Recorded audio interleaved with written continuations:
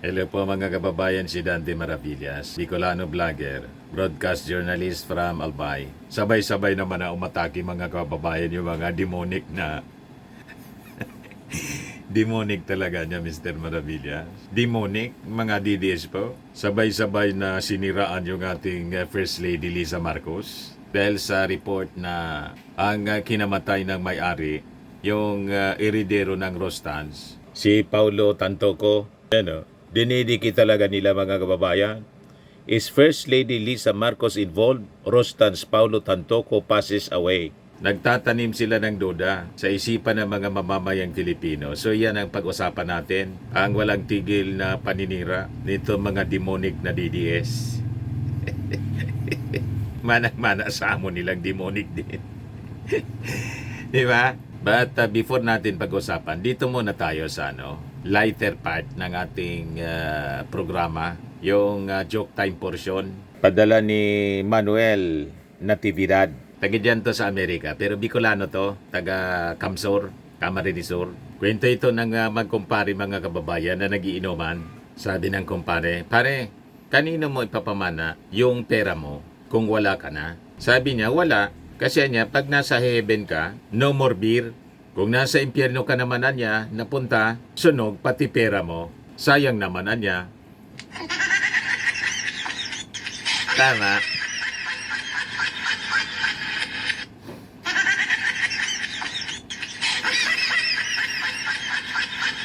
Ayaw na magpamana po. Sa langit, walang beer. Sa impyerno, sunog pati pera.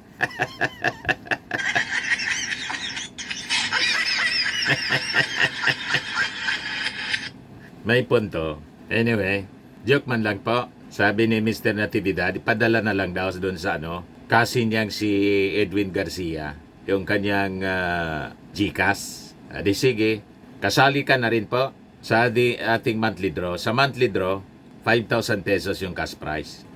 Sa grand draw sa December, 10,000 pesos na.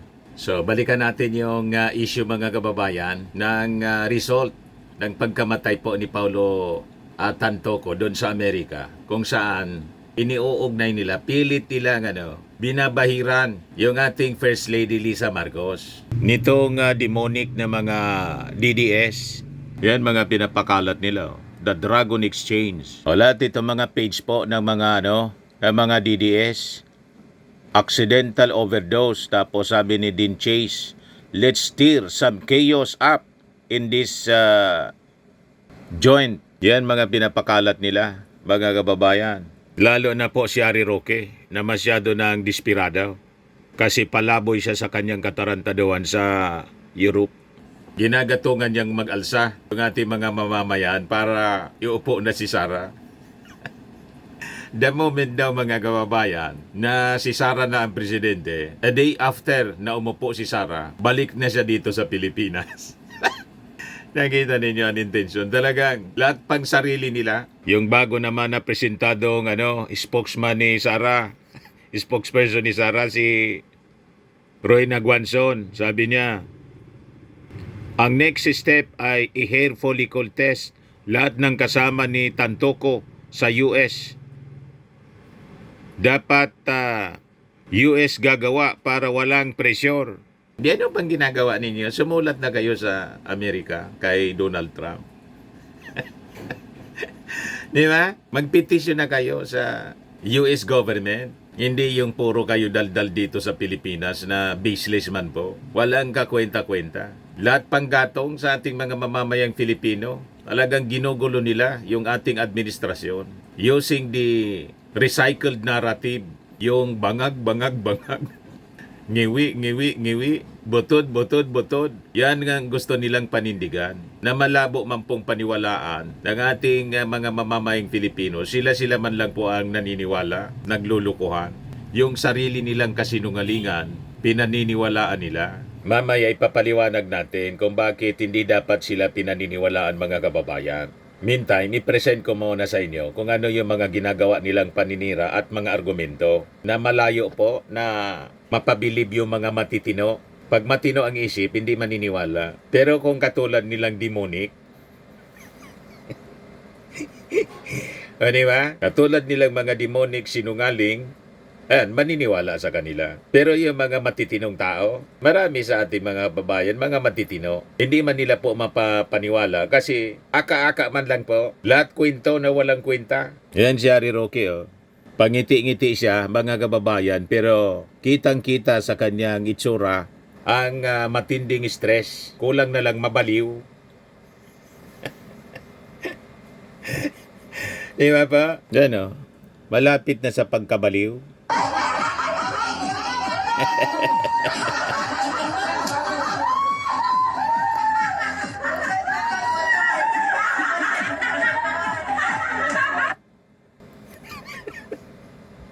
Sa sobrang stress mga kababayan, mga ilang buwan pa siguro, baka mandalo yung nabagsak nito ni Harry Roque. Mental hospital sa sobrang stress, mga kababayan. Palaboy sa Europe.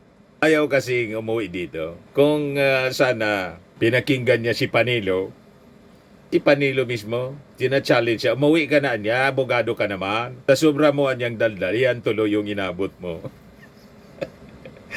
Di ba? O ngayon, dahil po sa lumabas na balita tungkol kay Paulo Tantoco, nang sabi, yung paggamit ng coke, ang cause ng pagkamatay, biglang umatake na naman po yung mga DDS, lalo na po si Harry Roque. Sabay-sabay silang umatake. Yan o, sabi dito, Harry Roque says, universe has its own ways of retribution and exacts death. US trip, Sona. Sabay-sabay silang umatake. Oh. Tingnan ninyo mga post nila. Oh. Kung ano-ano mga baseless accusations po, aligasyon. Sabi niya sa kanyang post, 7 days before Marcos Jr. US trip and 14 days before the Sona. And this issue once again made a comeback. Trust the universe. Its timing is perfect. Sabi sa kanyang post, ang perfect timing po, yung pagkasilo kay Digong. Yan ang perfect timing. At malamang sa malamang, ang susunod po na masisilo kayo. O diba? Tulad ni Tebes, tulad ni Pacquiao, na naging mga pugante, nagtatago sa batas. May perfect timing para sa inyo. At sa paniwala natin, palapit ng palapit. Kasi pasikip ng pasikip ang mundo po ninyo. Ang nagpasikip ng inyong mundo, kayo man lang po, dahil sa mga katarantado na ginagawa ninyo. The issue refers to the Los Angeles County Medical Examiner's report published on its website, which reported that Juan Paulo Tantoco, an executive of Rustans Commercial Corporation, died on March 8, 2025 at the age of 44 from... Kayo na lang po ang magbasa niyan. Baka madama yung aking channel, ma-restrict. Alam na ninyo, Coke. The report classified his death as accidental and also noted probable atherosclerotic cardiovascular disease as another significant condition. Tantoco's wife, Dina Arroyo Tantoco, currently serves as the Deputy Social Secretary for President Marcos. Kasama daw yun ang mga aligasyon, sama mismo sa kwarto ng magamit at mamatay. Itong si Tantoco, yan ang mga pinapakalat nila nang mangyari po yung overdose. Kasi ang gusto nilang palabasin, pati si Mrs. Marcos gumagamit. Ganon mga kababayan. Para ma-justify yung mga akusasyon nila, na pati yung ating Pangulong Bongbong Marcos, bangag, ngiwi, butod, si Lisa Marcos yon. At dapat mag-resign na po para iluklok si Sara Duterte. Kasi daw si Sara matino.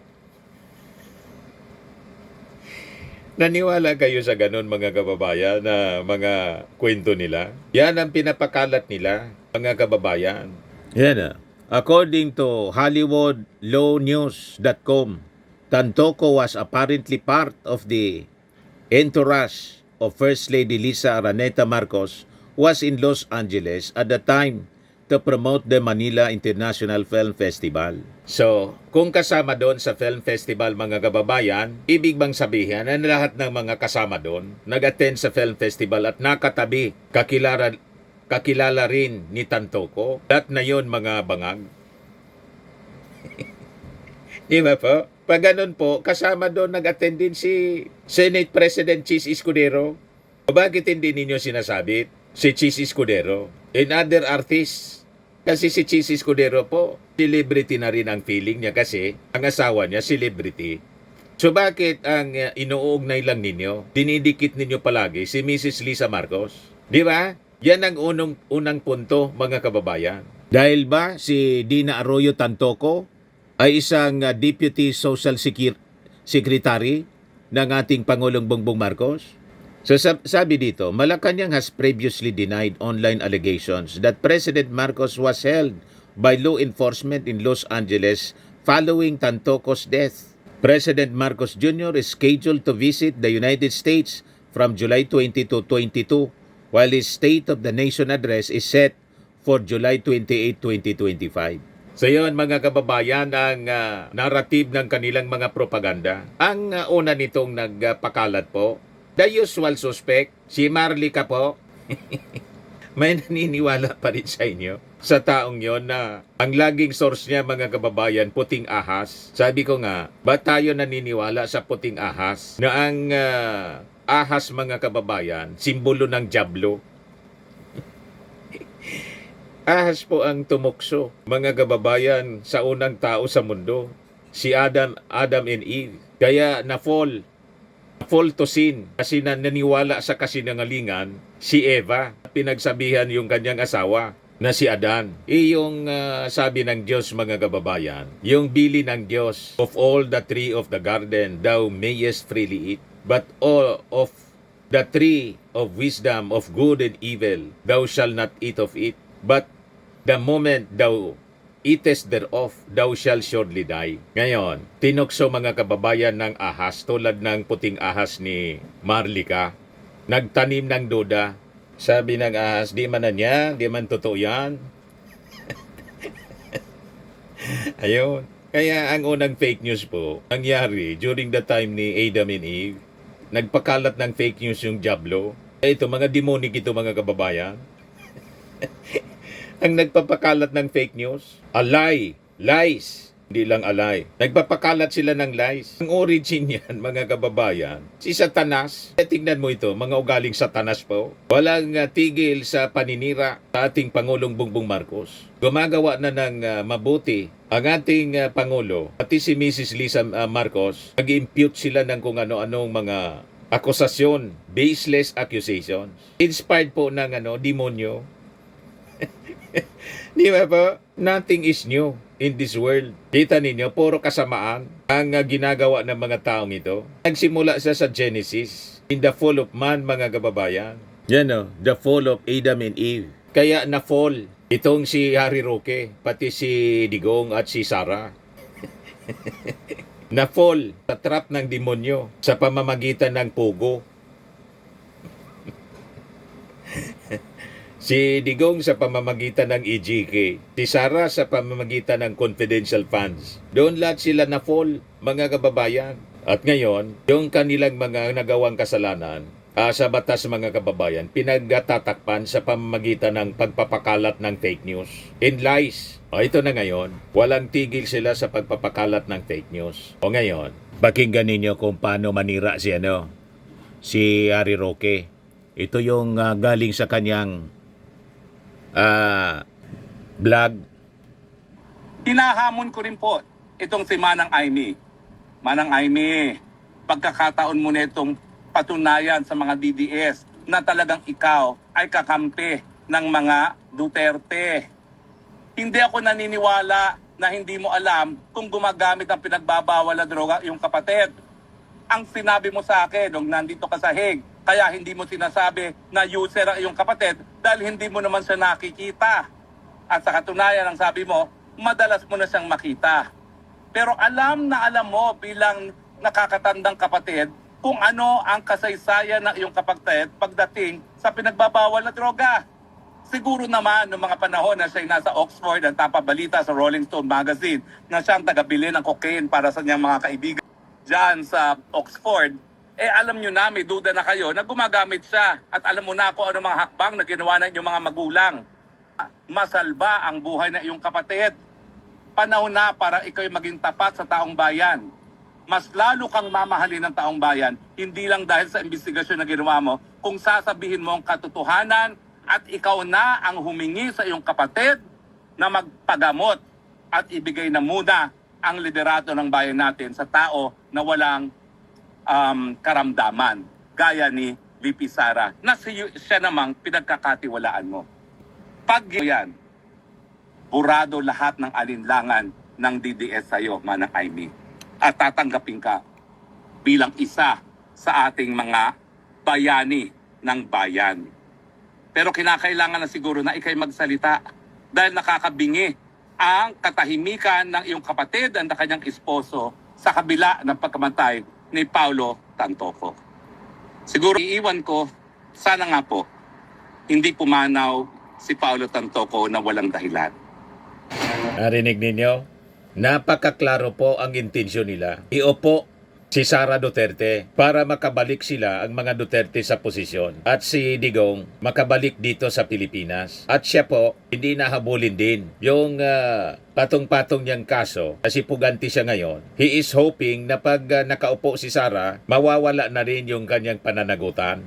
Nakita ninyo? Very selfish ang kanilang mga motibo sa pagpapakalat ng mga fake news para siraan yung ating Pangulong Bongbong Marcos at saka si Lisa Marcos. Kaya yung reaction mga kababayan sa kanyang video ng ating mga netizens, sabi ni Ngon Jaying Oy, umuwi ka na at tarapin mo kaso mo, dada ka ng dada. Sabi ni Reginald Rances Castillo, kung ang iniisip mo iyang mga mamamayan ng Pilipinas, bakit hindi mo itanong kay Sara kung nasaan dinala niya ang pera ng mga mamamayan? Sino palpal mga kababayan? Di ba? Sabi ni Ranolfo Dokdokan, bring Rocky home muna.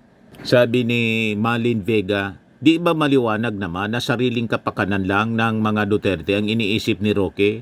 Kayo ang dapat na magparehab. Sabi ni Court Maron Makapagal, wow, look who's talking. Ikaw at si Sara ang magpa-rehab o patingin sa psychiatrist kasi sa pananalita na lang ninyo at kinikilos, dala ng anxiety at depression.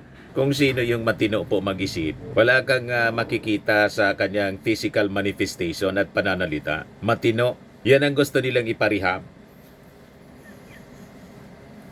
Di ba lahat baliktad? Tama yung ating mga netizens. Sila yung magparehab kasi silang may problema sa tuktok.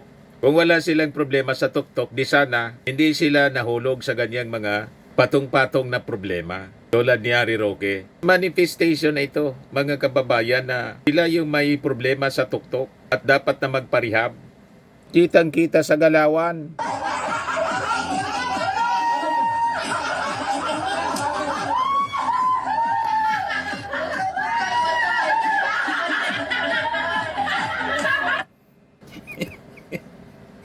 Diba? Sila ang may pangangailangan po na magparehab. Ngayon lang tayo nakakita ng dating sekretary, dating spokesman, at abogado pa na naturingan na ganyan kung umasta. Diba? Manifestasyon ng pagkabaliw. Yan ang katotohanan mga kababayan, na wala sa katinoan. Never pa tayo na nakakita ng isang abogado na ganyan kung umasta. Ang isa pa pala, no, si Guanzon, malapit na rin. Pari-parihas kung mag-isip mga kababayan. Sabi ko sa inyo, nakakasira kasi ng ulo ang sobrang pagnanasa ng hindi sa inyo. Hindi man po sa inyo ang Palasyo Malacanang. Ang Palasyo Malacanang para sa mga matitino lang. Sa mga tulad po ninyo, hindi pwede na umupo sa Palasyo Malacanang kasi malalagay sa kapahamakan ang ating mga mamamayang Pilipino, ang ating bansa. Kaya tama itong pinost ni TPL3, isang Marcos supporter at vlogger. Sabi niya rito, the real dangerous drug is disinformation.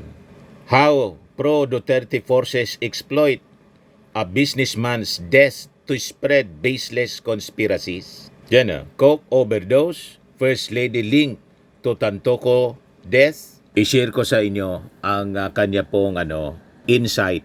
Kaibigan natin ito, kapwa natin ito vlogger, mga kababayan. Magaling ito, si TPL3.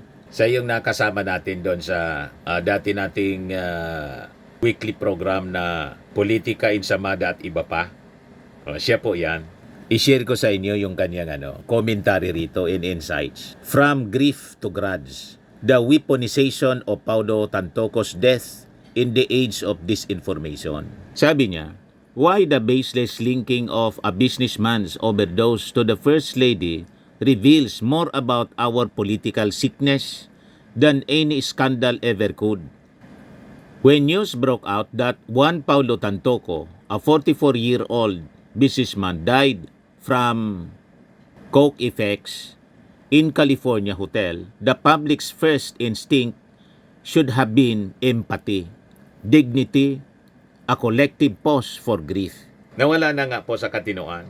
Normally, dapat ganon. Pakikiramay. Kasi it's a tragic incident na nangyari sa isang tao. Sabihin pag na-overdose po, that is a tragic incident. Pero iba po ang nangyari. Ginamit po sa propaganda ang kamatayan ng isang eridero na negosyante ng Rostans. Dahil sa galit nila sa ating Pangulong Bongbong at galit nila kay First Lady Lisa Marcos. Ganon kadumi, mga kababayan ito mga tao. Kaya ang tawag ko sa demonic. May demonic inspiration po. Kasi ang hatred sa puso ng tao, demonic po yan. Ang pagpakalat ng mga fake news. Ang origin po ng lies and fake news, tulad ng sinabi ko po sa inyo kanina, si Satanas, ang unang biktima si Adan at si Eva, na fall to sin kasi naniniwala po sa lies ni Satanas. Ganun po. Fast forward. Ito po. Ang venom ni Satanas, mga kababayan, hanggang ngayon, napakalakas pa ng venom ni Satanas. Massive yung kanyang influence, lalo na po dito sa mga demonic DDS. You just imagine, ang idine-defend nila, isang masamang leader, accused of crimes against humanity. Si Sara naman po, nagbanta sa ating Pangulo, kay First Lady, kay Martin Romualdez, na impeach dahil sa alleged anomalous na paggamit ng confidential funds, pero yun ang kanila pong sinusuportahan. Kung hindi demonic ang mga taong yan, anong tawag ninyo? You see? And they are spreading lies and hatred. Pinagatungan po yung mga tao na mag-alsa laban sa ating Pangulo, na focus sa kanyang pagpapaunlad ng bagong Pilipinas. Lahat ng ginagawa ng ating Pangulo, pati yung pagpababa sa presyo ng bigas na tuwang-tuwa yung ating mga maralita, sinisiraan po ni Sara. Pagkaing baboy daw po. Kung hindi demonic ang taong yan, anong tawag ninyo po? So sabi ni TPL3, instead within hours the familiar Duterte fake news machinery of digital slime kicked into overdrive. A swarm of identified pro-Duterte influencers, DDS trolls, and bottom-feeding propagandists began spinning the tragedy into yet another conspiracy theory, this time dragging none other than First Lady Lisa Araneta Marcos into their fever dream.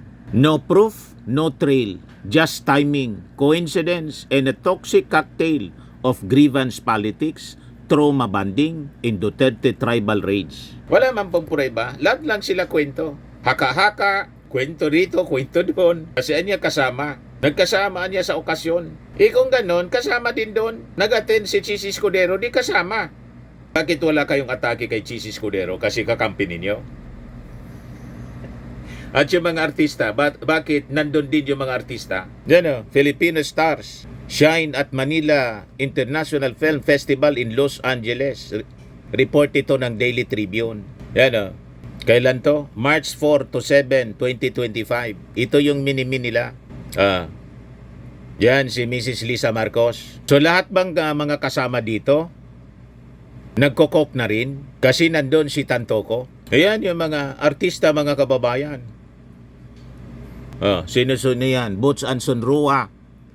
Lorna Tolentino, Dingdong Dantes, Janice de Belen, Silva Sanchez, Arjo Ataide, Enchong D, Roro Madrid, Cedric Juan, Francine Diaz, Seth Fedelin, Kalad Karen, Sofia Pablo, MJ Lastimosa, Alexa Mayro.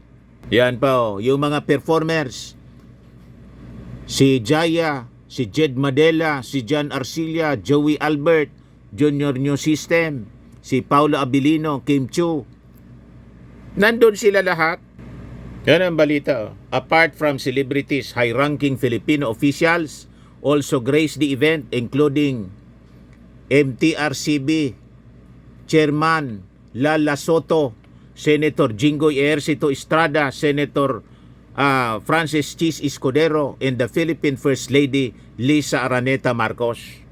The Manila International Film Festival kicks off last March 4, bringing an exciting 4-day celebration of Filipino cinema.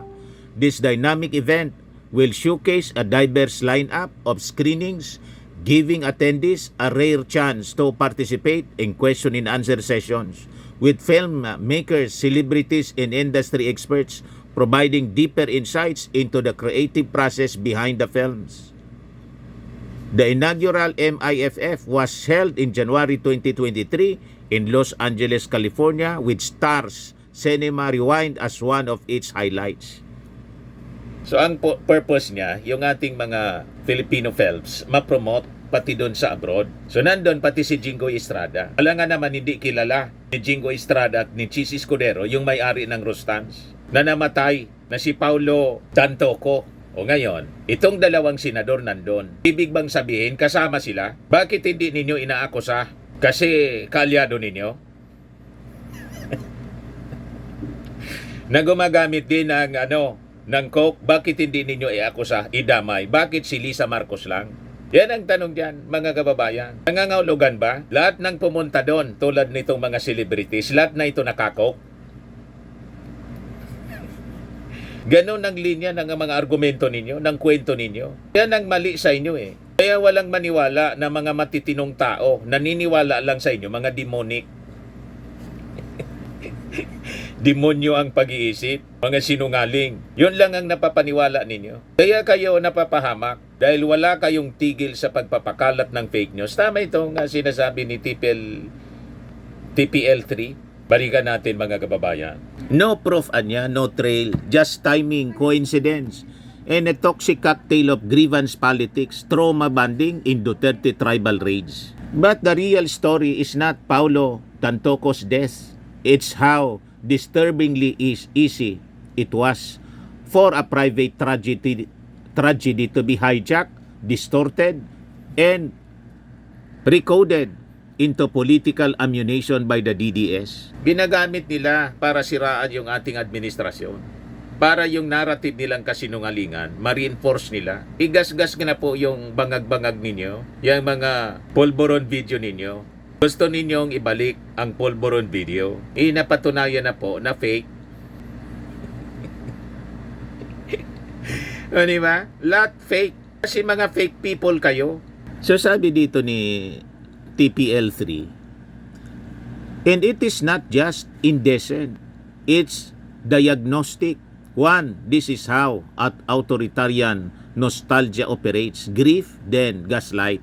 The online campaign niya that erupted after Tantoco's death was not grassroots. It was a scripted chaos. Within 24 hours, the Duterte playbook was on full display.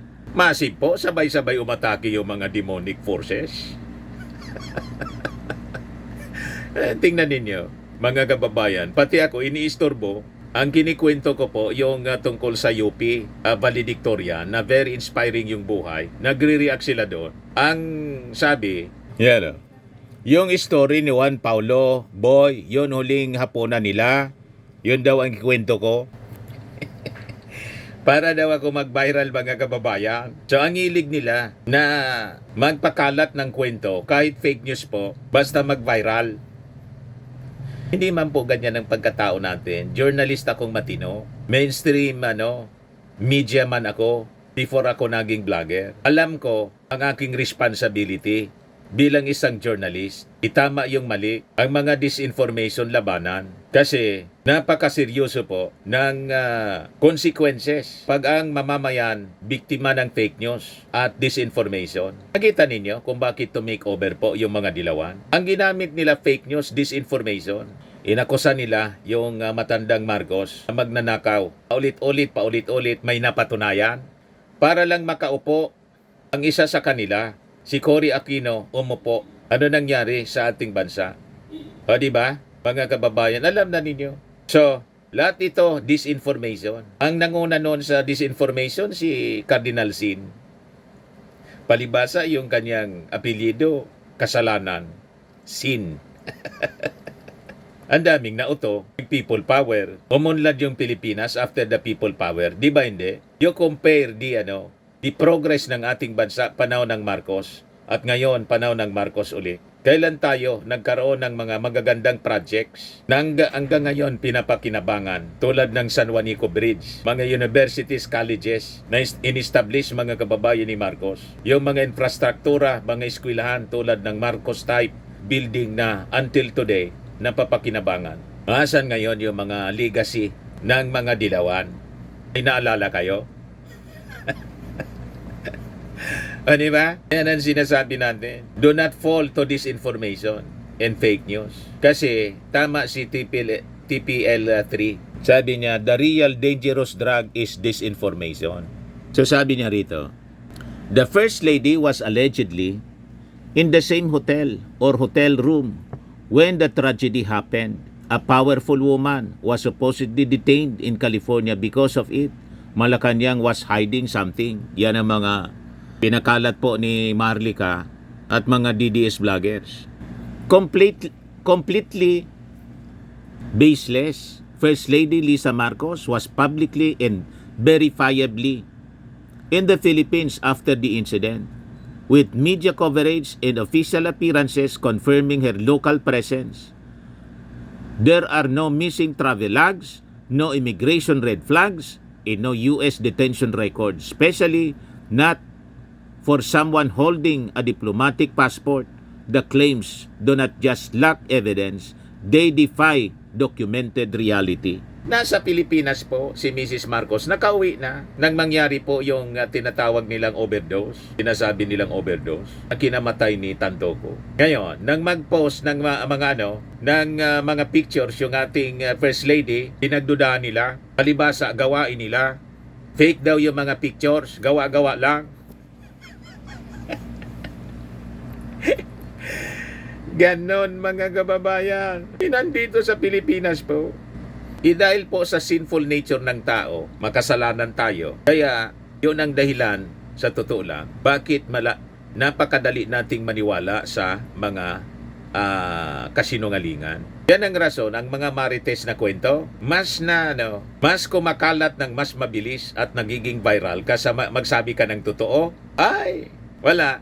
Nakita ninyo ang mga nagpipreach ng truth, the truth of the Bible. Mga pastors, mga kababayan na nagpipreach ng totoo, kukunti ang audience nila, ang views. Pero yung mga fake pastors, yung mga fake pastors, ang sadya, kwarta po, multi-millionaire, billionaires na mga pastors. Ay, tingnan ninyo ang views. Napakarami ang nanonood. Approve mga kababayan ng tao madali ma-fall to sin, madali malinlang. Proof ng kapangyarihan of the power of the Prince of the Air. We're not wrestling against flesh and blood. We're wrestling against powers, principalities, dominions in higher places. Yan ang rason po kung bakit ang daling maniwala sa kasinungalingan ng mga tao. At mas nilang pinaniniwalaan ang kasinungalingan kaysa sa katotohanan po. Tama po? Ayan ang biblical explanation yan. Kaya kung hindi po nagtataka kung bakit nagba-viral yung mga fake news. Nakita ninyo yung fake video? Viral po. Yung pulburon video, milyon-milyon yung nanood. Pati yung pinakalat po na video ni Bato de la Rosa, alam niyang fake. AI, ginastify pa ni Bato de la Rosa at saka ni Sara. Milyon yung nanood noon. So ang dali maniwala pagkasinungalingan po. Pero magsabi ka ng totoo, hindi nagba-viral po ang katotohanan. because of the sinful nature of man and the power of the prince of the air, which is Satan. Mga demonic po ito. Sabi ko sa inyo, niwala kayo sa hindi, the father of lies si Satanas po. Yan o, ang ebidensya. Nasusulat sa John 8:44. Ano sabi diyan? The devil is the father of lies. He was a murderer from the beginning, not holding to the truth, for there is no truth in him. When he lies, he speaks his native language, for he is a liar and the father of lies. Kaya po, sinasabi ko sa inyo, demonic po ang mga nagpapakalat ng fake news at naniniwala sa kasinungalingan. At yung walang habas kung magsinungaling, harap-harapan, demonic po yan. Now you know kung bakit kayo attract na attract sa mga sinungaling dito sa ating bansa. At pag totoo ang sinasabi, ayaw ninyong makinig kasi truth hurts. Tulad ng issue sa confidential funds. Truth hurts. Kaya ayaw ninyong makinig. Di ba? This is a spiritual battle mga kababayan. Spiritual war. Kita ninyo, yung spiritual advisor nila nakakulong. Ano ang kaso? Qualified human trafficking. Ano pa? Alam na ninyo, tingnan na lang ninyo kung ano ang mga ginawang bulas to ganon. Ito ang spiritual advisor nila. Asa pa kayo? Kaya sabi ni TPL3, and right now, but the truth did not matter because in the psychology of authoritarian populism, facts always come second to pro-Duterte feelings. And right now, in the Duterte camp, those feelings are curdling into rage and revenge. Rodrigo Duterte is detained. Sara is being impeached. The curtain has finally lifted on the myth of impunity. So, what does the Duterte cult do? It grabs the nearest tragedy and manufactures a villain, even if it means weaponizing a death that had nothing to do with them. Pangalawa, pattern seeking, a cognitive glitch turned political strategy. Here's where behavioral science kicks in. Humans are wired to find patterns, especially when we feel afraid, betrayed, or out of control. It's a survival mechanism. But in politics, it's a weapon of mass destruction. In today's algorithmic echo chambers, coincidence becomes conspiracy. Grief becomes a gateway drug for outrage. Stranger's death becomes a blank canvas for revenge porn. Psychologists call this apophenia, seeing connections where there are none. Strategists call it exploitable. Authoritarian movements call it fuel. Tulad ng ginagawa ni Ari Roque, gatong, ginagatungan niya. Gamit itong isyong ito, ginagatungan niya yung mga taong mag-alsa para iluklok si Sara. You see? So, sabi ni TPL3, when Tantoko died, the playbook was already laminated. Step 1, drop a vague innuendo. A powerful person detained. Yon ang pinakalat nila sa kanilang mga propaganda. Step 2, attach a high-profile name, personality. Iyon na nga po si Lisa Marcos. Step 3, demand transparency for a fiction. Why is Malacanang silent? Yun ang mga tanong nila. Step 4, let the outrage simmer and blur the line between real and fake. Ganon ang linya nila ng mga propaganda. Kaya pag naniwala kayo, ibig sabihin, mahinang nilalang kayo, bopols kayo, moron. Di ba? Yung gusto tayong paikutin, ang akala nila siguro, majority sa mga Filipino, moron, idiot. Sila lang po ang ganon. Never tayo po nag-iisip ng matino. So 3, this is not just about Lisa Marcos. It's already a campaign strategy. Now you see Philippine politics has always been messy, emotional, and clan-driven. But what we're seeing now is the next evolution, post-truth politicking, where accusations equal guilt and allegations are the event. But you know, this is not about coke or corruption. It's about 2028, and the Duterte machine is already trying to, one, drown out ICC proceedings against former President Rodrigo Duterte, reframe BP Sara Duterte as persecuted heroine. Pabiktim po, at gusto nila kilalanin si Sara bilang isang persecuted na bayani. Ganon din ang gusto mangyari ni Digong. Yan ang mga narrative nila. Huwag paluloko. Saan ka nakakita yung nagbanta mismo sa ating Pangulong papatayin? Siya na yung victim ngayon. Yan ang gusto nilang palabasin, mga kababayan. Yung may pananagutan, mga kababayan, sa paggastos ng pera ng bayan sa mali, mga chichirya yung beneficiary. Gusto nilang palabasin, pinipersecute lang. Persecution na niya ito. This is not persecution. This is prosecution. This is about accountability. Fabricate scandals to dehumanize Duterte critics. Smear the First Lady, whom the Duterte supporters see as a key architect of PBBM's policy agenda in governance. Kaya walang tigil sila sa paninira kay First Lady. Ang paniwala kasi nila, di ba yun ang linya ng propaganda nila? Si PBBM, weak leader, ang nagdidikta, tulad ng nangyari nung panahon ng kanyang tatay. Ang akusasyon, si Imelda Marcos, siya yung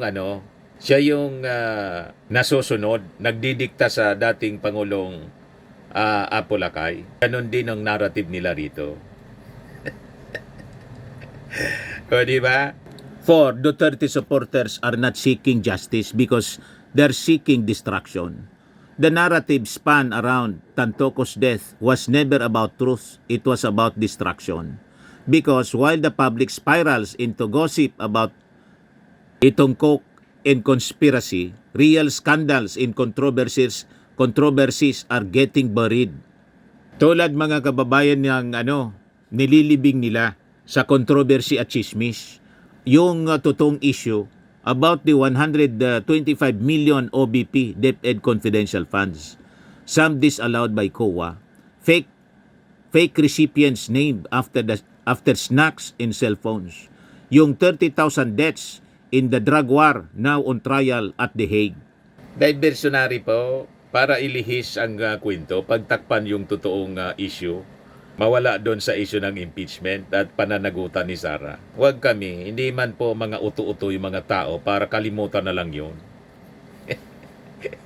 Di ba? Gagawa kayo ng mga alingas-ngas na, yan ang nakakalungkot. Nadama yung pamilya Tantoco sa mga controversies sa kanilang strategy ng paninira sa ating Pangulo kay First Lady Lisa Marcos. Yun ang nakakalungkot dun eh. Kasabi ni TPL3, the DDS wants the headlines to say Lisa instead of ICC.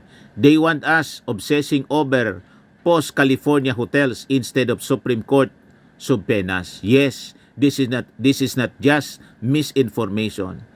It's gaslighting, wrapped in grief, disguised as nationalism, sort of. Kaya yung tanong, mga kababayan niya, if this is how we react to a man's unfortunate death, with digital vultures and deranged lies, then we must ask, are we becoming so numb to our own inhumanity? Or worse, have we learned to monetize it? Kumikita po sila, yung mga DDS vloggers, sa pagpapakalat ng mga misinformation, disinformation, and lies. Kasi attracted masyado ang sinful men, the sinful people, so attracted to lies and disinformation. Mas nilang mas preferred nila na panuorin. Mahilig sa chismis, sa intriga po. Kahit paulit-ulit na napapatunayan na hindi man totoo, ulit-ulit din sila, mga kababayan, sa pakikinig. Kumikita tuloy yung mga fake news vloggers. Kaya tuloy-tuloy sila. Di ba? Yan ang natura kasi ng tao. Biblical siya. Ipakita ko sa inyo yung bersikulo. Yan ba? 2 Timothy 4:3. For the time shall be when men shall not suffer wholesome teaching, but at their desires, they shall gather together to themselves, masters itching to the ears. Ayaw nila ng sound teaching or information na matino. Ang gusto nila pakinggan yung mga kwento na nakakapag-satisfy sa kanilang itching ears, makakating tainga. Yung pakikinig, mga kababayan, ng makakating tainga ay galing sa makakating dila. Di ba? Chismis. Kaya, wag na kayo magtaka. Pag chismis po, ang bilis kumalat. Mga intriga, ang bilis kumalat. Kasi yun ang gustong-gustong pakinggan ng mga tao. Ini-exploit nila yan, mga kababayan. Yung mga paduda. Kaya nakita ninyo, ang tawag niyan dito sa, sa vlogging, yung paggawa ng mga title po, clickbait. Nakita ninyo, yung mga, hindi ako gumagawa niya, mga clickbait na headlines po para mapapaklik ka. Pag tiningnan mo yung video, pinanood mo, pinakinggan mo, iba man yung kwento. Clickbait ang tawag. Paduda. Ayaw ko ng ganyan. Ayan po ang gawain ng mga fake news peddlers. In the long run po, masisira tayo. Di ba? Yung mga mahilig sa clickbait na mga vloggers. Pagdating ng oras, bababa yung views ninyo. Panandali ang kaligayahan lang yan. Bakit? Madidiscover na mga fake news peddlers kayo. Tama pa. Sa mga naghanap ng malinis and spacious fitness gym, pumunta lang po kayo sa aming Colossal Fitness Gym. We also offer Grab Car Rental with our brand new 2023 model ng Toyota Innova. We also accept booking for those who are planning to travel via PAL, Cebu Pacific, and other airline companies, local and international, and bills payment for Meralco Bills, PLDT, Aleco Bills, etc. Ang Colossal Fitness Gym is located at 3rd floor Security Bank Building, Lanco Business Park, Legazpi City, Albay. For inquiries, look for Chilon Maravillas. Contact number 0966-802-0949. Yan yung aming Innova. Lagi na pong matao sa amin. Pati mga foreigners po, tingnan ninyo, mga British tourists sila. Ang lalaki ng katawan na, mga kababayan, nag-gym sa amin. Ito naman po, Indian National. Ito mga mga European sila. Ito naman yung bago naming product na binibenta online, Eye Glow Serum. Whitening po siya galing sa South Korea. Tingnan ninyo yung epekto sa aking anak na architect entrepreneur, Riz Maravillas. Please look for Riz Maravillas on FB. Ito naman yung bagong packaging ng aming Firmax Firming and Lifting Cream. Mainam po ito sa mga pains at paninigas ng mga kasukasuan. Ito po, Automax Radiant Serum. Sa mukha naman yung application. Anti-aging po siya. You will look 10 years younger than your age. Ito naman po yung bago naming product na binibenta online, Amazing Pure Organic Barley Powdered Drink Mix from Australia. Endorsed by Maritoni Fernandez. Pati pala si Ismolaudi, umiinom din nito. Si Piolo, Charamina. Ito yung business partner namin sa Australia. Pwede rin po kayo magnegosyo nito. Mag-message na lang kayo sa amin. Yan, si Marian Rivera. Ang dami naming stocks, mga kababayan. Pati si Manny Pacquiao. So ang mga health benefits niya po, boosts immunity, improves digestion, enhances energy levels, packed with antioxidants, prevent cancer. Sa mga inquiries ninyo, dumiretso na lang kayo sa aking anak na architect entrepreneur sa messenger niya. Pwede din po sa akin. Nag-online selling po kayo. Umiwas sa online gambling, online selling po para umasinso sa buhay. Sa mga mahilig po sa mga imported bags and wallets, hanapin niyo na lang po si Ma'am Eileen Rosales sa Eileen Closets. Mag-message po kayo sa kanya. Nakabase siya po sa Amerika. Yan si Madam Eileen Rosales.